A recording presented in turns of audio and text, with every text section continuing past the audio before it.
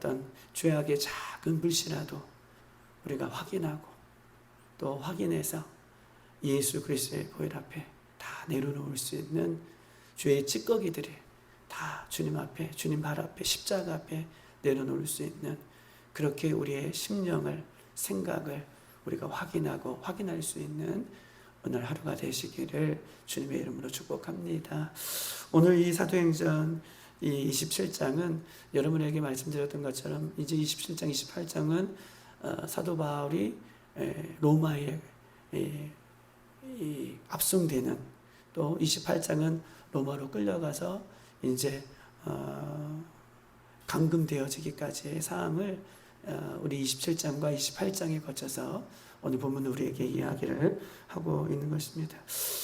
바울은 로마로 압송당하는 이 시점에서 바울이 그 당시에 생각할 때의 로마는 땅끝이라고 생각했어요. 물론 땅끝이라는 표현이 이 다른 표현으로도 사도행전에 나와 있지만 바울이 생각하는 이 시점에서 바울이 봤을 때에 로마를 땅끝으로 봤어요. 그래서 이 땅끝까지 이르러 이방인의 사도로 또 증인으로 하나님 앞에 쓰임받기를 원했던 이 바울이 또 하나님의 뜻대로 이제 로마로, 이제 땅끝으로, 본인이 생각하는 그 로마로 땅끝으로 또 복음을 증거하게 되는 그런 본문이 오늘 본문에 있습니다.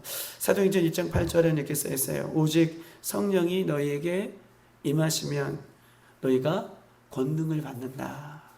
성령이 임하시면 권능을 받고, 우리가 잘 알고 있는 것처럼 예루살렘과 온 유대와 사마리아와, 바울은 예루살렘과 그 다음에 온 유대와 또 사마리아 땅끝까지, 이 사마리아까지 복음을 증거하는 것을 실질적으로 1차, 2차, 3차 여행까지 다 마쳤다는 거예요. 시리아에 있는 안디옥까지 다 마쳤어요. 그리고 나머지 있는 오늘 바울이 생각하는 성령이 임함으로, 권능이 임함으로 자기에게 주신 사명 예루살렘과 유대와 사마리아까지 복음을 들고 가는 일들을 마치고, 사마리아와 뭐예요? 땅끝까지. 이 땅끝을 어디로 봤냐면 바울은 로마로 왔다는 거예요. 그래서 로마로 가기를 마지막까지 사명을 감당하는 이 바울의 모습을 성경 우리에게 이야기를 하고 있습니다.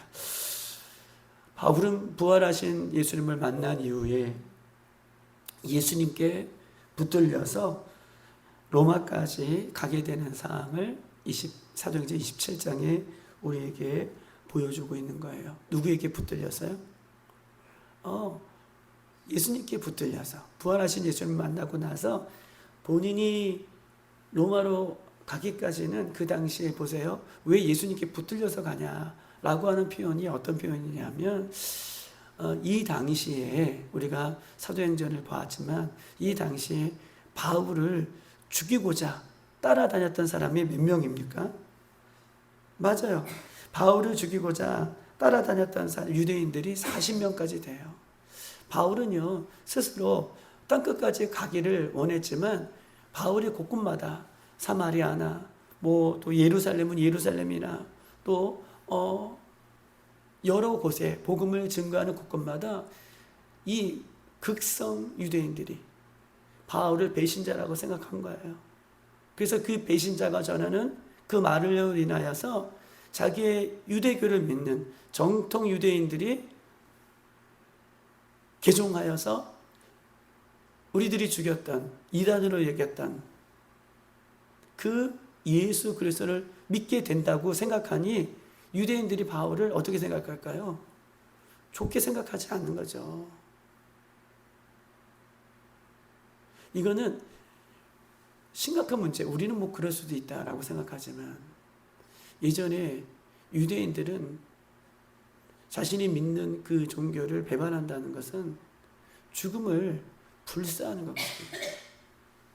그래서 바울이 자신들의 종교를 배반하고 그 당시에 우리가 십자가에 못 박혀 죽였던 예수 그리스도의 복음을 증거하는 것에 눈에 가시같이 여겨서 어떻게 더 이상 이 피해가 있지 않도록, 피해라고 생각해서 피해가 있지 않도록 바울을 따라다녔던 이 40명의 가량의 사람들이 있었어요. 바울이요, 로마까지 갈 수 있었을까요? 상황적으로 아마 40명이 바울을 가만두지 않았을 것이라고 누누이 여겨서 말할 수 있어요. 여러분 보십시다. 빌립보서 4장 10절에는 이렇게 있어요. 우리가 어저께 읽었던 것처럼 바울이 크게 기뻐한 것은 빌립보 교회가 바울을 그동안 도와줬다가 바울이 크게 기뻐했던 것은 4장 10절에 빌립보 교회가 바울을 힘에 지나도록 도와주다가 이제 세월이 지나가는 그런 시간 속에 바울도 또 빌립보 교회의 도움을 받을 수 없다가 이제 어느 순간 또 빌립보 교회가 바울을 도와준다는 그 새싹이 이제 시작되므로 바울이 주 안에서 이게 예수님 안에서 은혜구나. 빌립보 교회의 성도들이 빌립보 교회가 나를 다시 도와준다는 그 움직임이 있다는 것을 생각하니 너무나 기쁘구나 라고 할 정도로 바울은 누구의 도움을 받으면서 선교하는 것이 아니라 사역을 한 것이 아니라 어저께도 말씀드렸던 것처럼 늘 자급자족하면서 그때그때 돕는 사람들의 은혜 가운데에 선교를 했던 것을 봐요. 그러면 여러분 보십시다. 바울의 그 땅끝이라고 생각하는 먼 곳까지 나이가 들었던 육신의 연약함이 있던 바울이 거기까지 가서 누구의 도움을 없이 거기까지 가서 사역을 했을까요? 정황적으로 그것도 아마 로마까지 간다는 것이 불가능하네요. 누가 서포팅을 많이 해주면 늘 날마다 풍성한 은혜 가운데 갈 수 있는데 바울이 정황적으로 로마로 갈 수 있는 사람이 아니었습니다. 또한 여러분에게 말씀드렸던 것처럼 바울은 몸이 좋지 않아요. 내 은혜가 내가 족하다라고 하나님 육신의 질병은 좀 고쳐주세요라고 고백할 때마다 어떻게 해요? 내 은혜가 내가 족하다라고 하나님의 응답을 받았던 것처럼 육신적으로도 바울은 로마로 갈 수 있는 그런 상황이 아니었습니다. 또한 바울은요, 어저께 우리가 초창기에 처음에 여러분에게 말씀드렸던 것처럼 바울은요, 가는 곳마다 매를 맞아요. 왜요? 눈에 환영하는 사람도 있지만 바울을 싫어하는 사람들이 늘 기다리고 있기 때문에 매를 맞고 또 뭐에 맞아요? 돌에 맞아요. 그리고 성경의 사도행전 표현을 보면 바울이요, 사람들이 매를 맞고 돌을 던져서 맞아서 거반 죽은 줄 알고 바울을 어디다 끌어내요? 그렇죠, 전사님. 성 밖으로 끄집어내요. 여러분, 성 밖으로 끄집어낸다는 것은 성에는요, 거룩한 것 외에는 둘 수가 없어요. 시체, 죽은 것, 이것은 거룩한 것이 아니기 때문에 성 밖으로 끄집어내야 되는 거예요. 사람들이 얼마나 바울을 때렸으면, 바울이 싫었으면 바울이 죽은 줄 알고 성 밖으로 끄집어내는데 거기서 다시 살아나는, 바울은 혼자의 힘으로 로마에 갈 수 없는 상황이에요. 그런데 사도행전 27장은 로마로 갈 수 있는 것은 뭐예요? 오직 그의 인생이 주께 붙들렸기 때문에, 하나님께 붙들렸기 때문에 하나님께서 그를 붙들고 지금 로마로 땅끝까지 이르러 복음을 증거하는 사명을 감당하게 하고 있는 이 장면이 오늘 사도행전 27장의 장면인 것입니다. 여러분 보십시다. 사도행전 27장 1절 다 같이 한번 읽어볼까요? 1절 한번 읽어보십시다. 시작. 우리가 배를 타고 이달리아에 가기로 작정되매 바울과 다른 제수 몇 사람을 아그소스다의 백부장 율리오란 사람에게 맡기니라고 써 있습니다. 여러분 보십시다. 오늘 이 바울이 누구에 붙들려서 간다고요? 오직 예수님께 붙들려서 지금 로마로 간다라고 서두에 여러분에게 말씀드렸습니다. 오늘 본문의 1절에 우리가 배를 타고 이달리아에 가기로 작정되매, 여기서 이 작정되매라고 하는 표현이 굉장히 중요해요.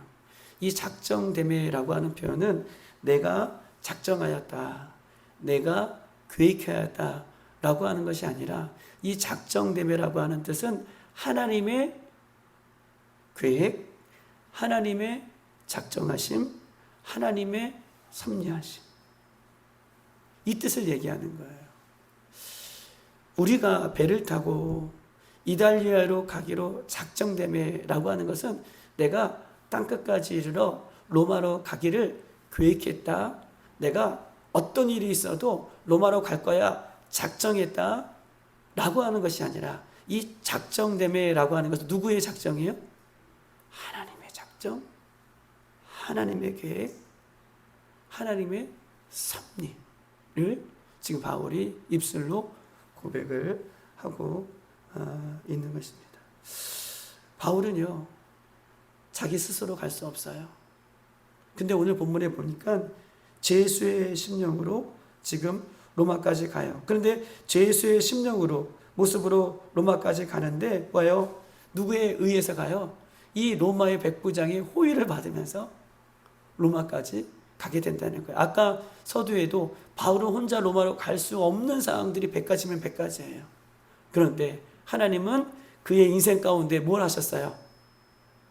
계획하시고 작정하셔서 죄수의 심령으로 그것까지 바울이 로마에 갔으면 아마 걸어가지 않았을까 했는데 뭘 타고요? 뭘 타고 가요? 배를 타고 가서도 로마의 병사의 백부장의 호의를 받으면서, 호의라고 표현하고 싶어요.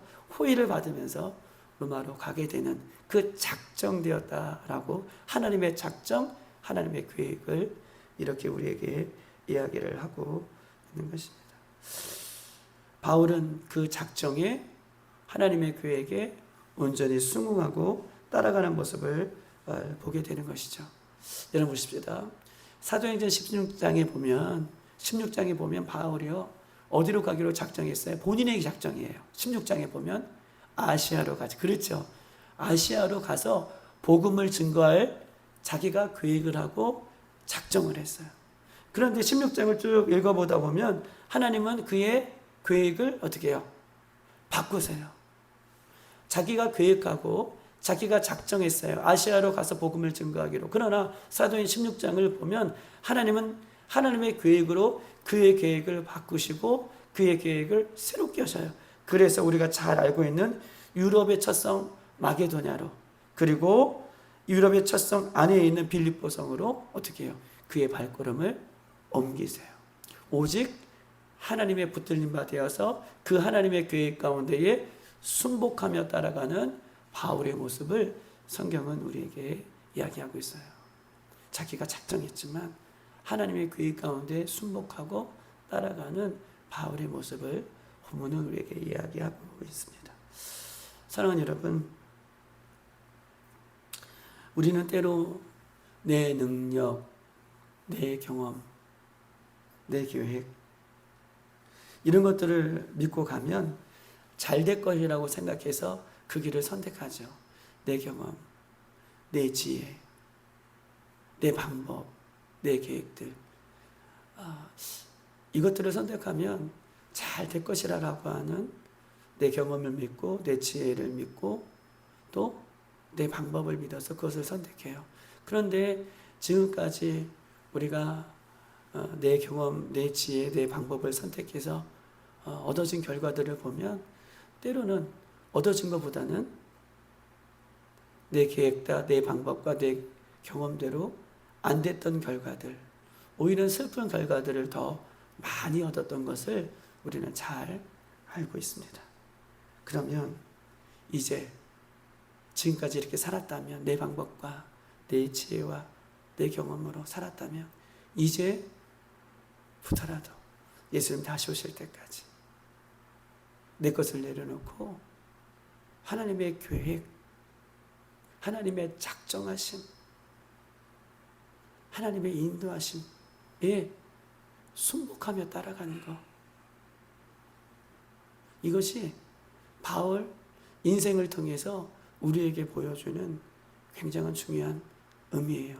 왜냐하면 바울은 하나님의 계획에 순복하여 따라갈 때에 오늘 27장 로마에 온전히 갈 뿐만 아니라 그 가는 길에 수많은 영혼들을 살리는 의의 도구로 하나님께서 그를 사용하시기 때문에 그렇습니다.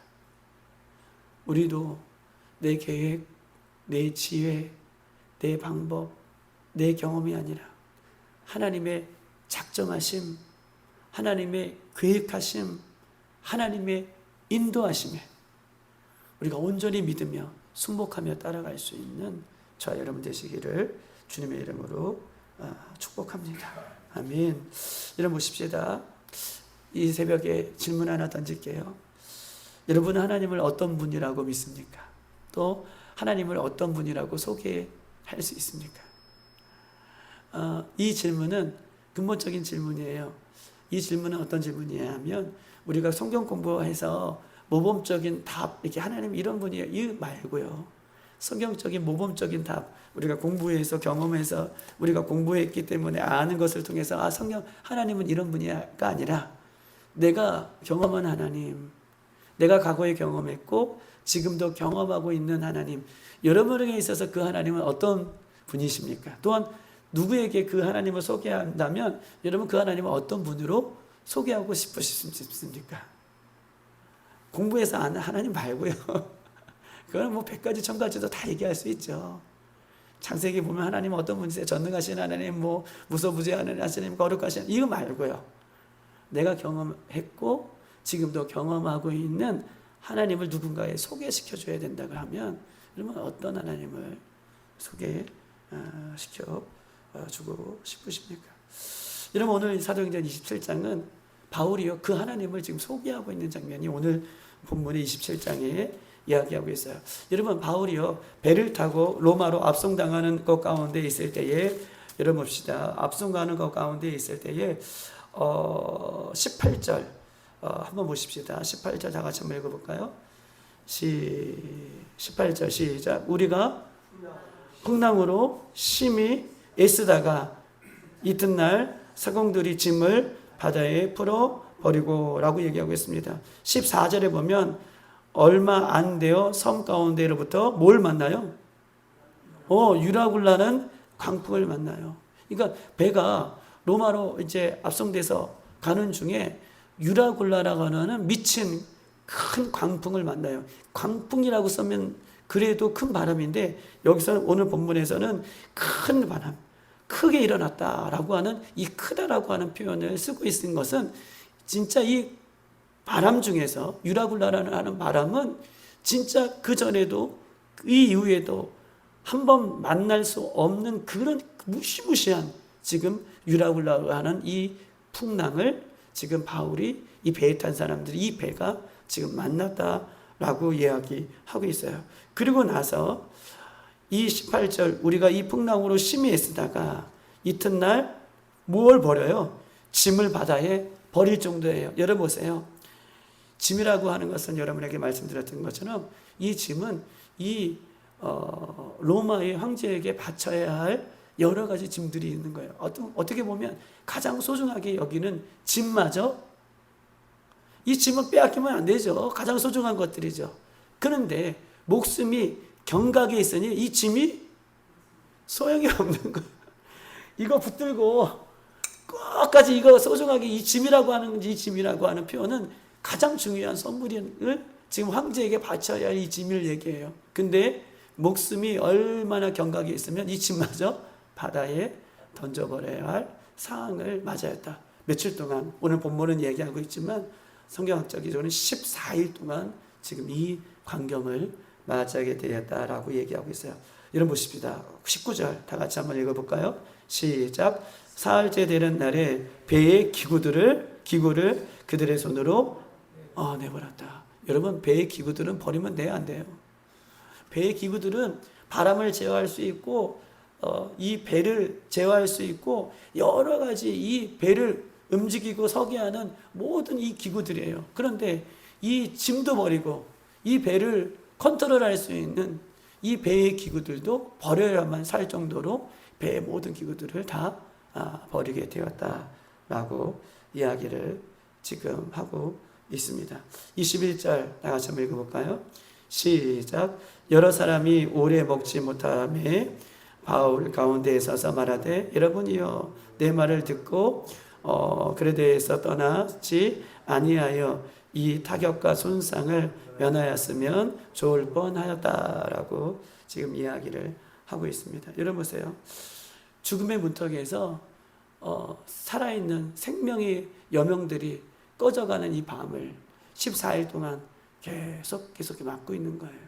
사람들이 오늘 21절에도 먹지 못하였다. 모든 것을 버렸기 때문에 먹지 못할도록. 그 다음에 배가 풍랑으로 인하여 이렇게 좀 떠가야지 먹을 수 있는데 지금 배가 막 뒤집어지기 일부 직전이 14일 동안 계속해서 되어 있기 때문에 지금 사람들이 거기에 다 지금 죽게 되어 있다는 사항을 얘기하는 거예요.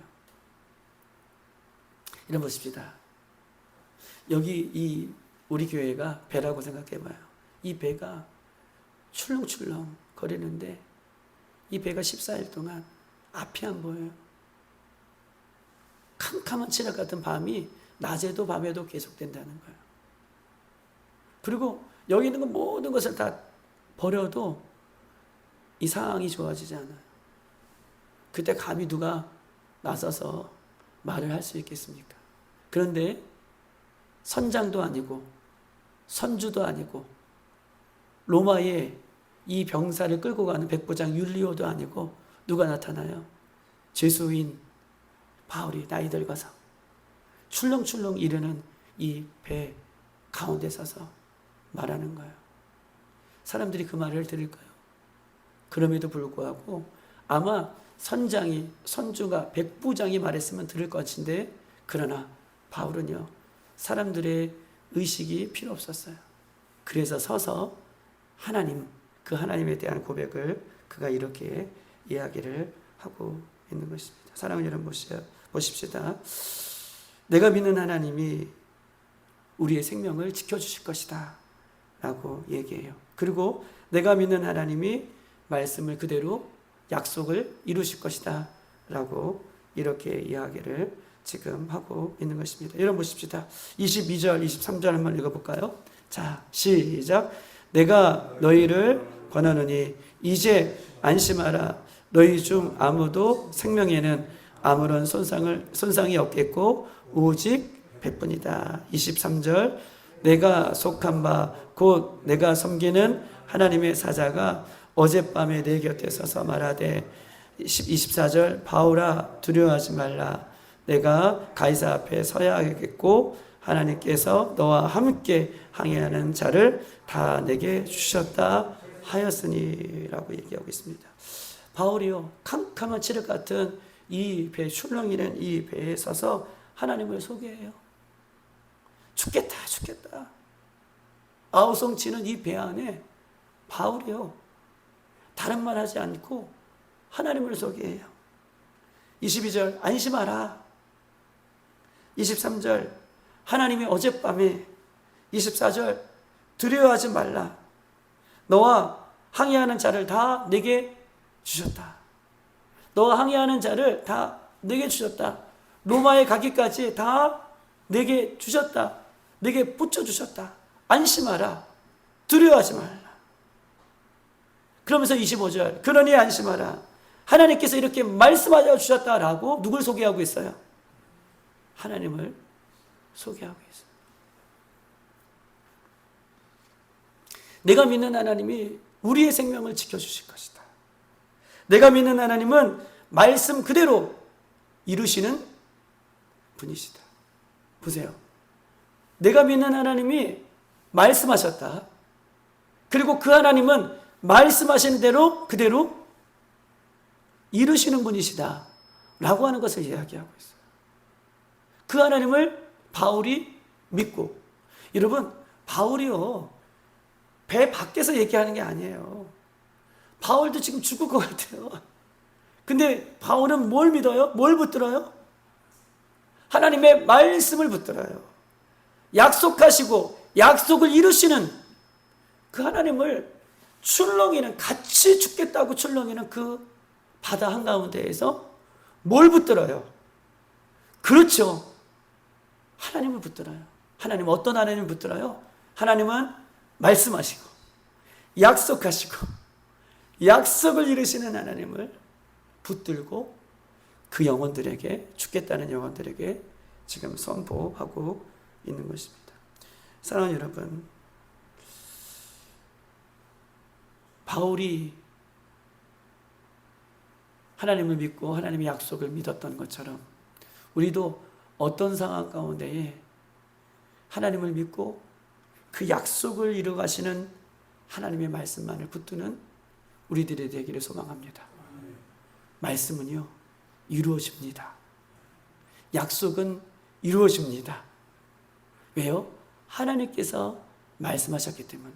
두 번째요, 바울은 그 극한 상황 가운데에 약속하시고 이루시는 하나님의 말씀을 붙드셨어요. 두 번째, 여러분, 때로는 하나님의 말씀을요, 우리는 내 인생에게만 적용하는데, 내 인생에게만 적용하는데, 하나님의 말씀을 내 인생에만 적용하는데, 오늘 본문의 말씀을 보면 우리는요, 우리의 환경과 상황 가운데에 하나님의 말씀을 선포하셔야 돼요. 다른 말로 이 표현이 무슨 표현이냐? 우리는 우리의 상황과 사건과 환경 가운데에 하나님의 말씀을 선포해야 된다.